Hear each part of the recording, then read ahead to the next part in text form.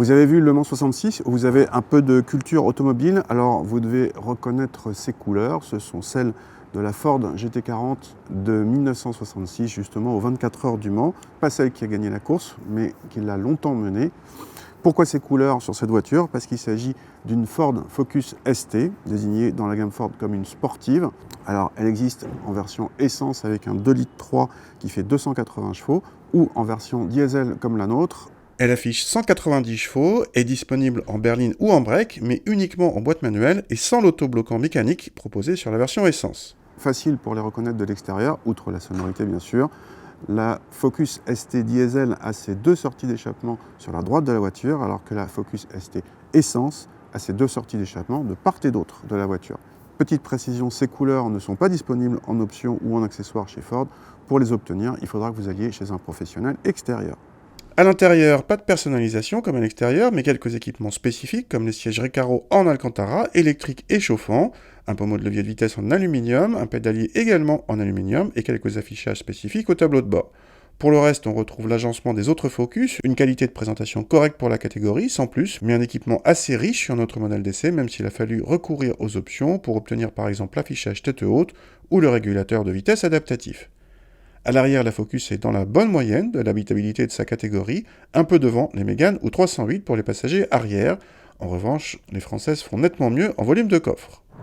La première impression qu'on a au volant de cette Focus ST Diesel, c'est que c'est ferme, tout est ferme. La direction, l'embrayage, la commande de boîte et les suspensions. Et pour les suspensions, c'est trop ferme, limite inconfortable. Alors c'est cohérent avec un positionnement sportif de la voiture. Au passage, on apprécie la direction assez directe, le train avant assez précis. On apprécie aussi la commande de boîte avec un débattement assez court, comme une vraie sportive, quoi. Et puis en face, on a un moteur diesel qui est plutôt souple, qui repart bien à partir de 1500 tours, qui ne rechigne pas à monter à 4000 tours, même si la fiche technique dit que la puissance est atteinte avant. Mais les chronos sont finalement assez quelconques, hein. On est en 8 secondes au 0 à 100, on est en juste en dessous de 30 secondes pour le millimètre départ arrêté. Bref, rien d'une sportive pour les chronos, plus pour le comportement, la partie châssis. Nous, on trouve que c'est pas forcément très cohérent. En même temps, une sportive diesel, ça se saurait, quoi.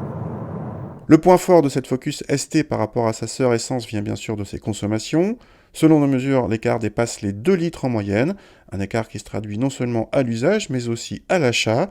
En effet, même si les deux versions sont vendues quasiment au même prix, la Focus ST Essence doit composer avec un malus de 7 000 € contre seulement 75 € pour la diesel.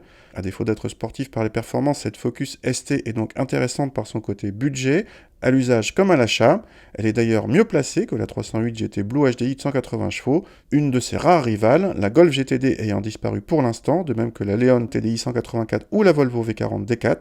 On aurait bien une classe A 220D à mettre en face, mais alors là, c'est beaucoup plus cher.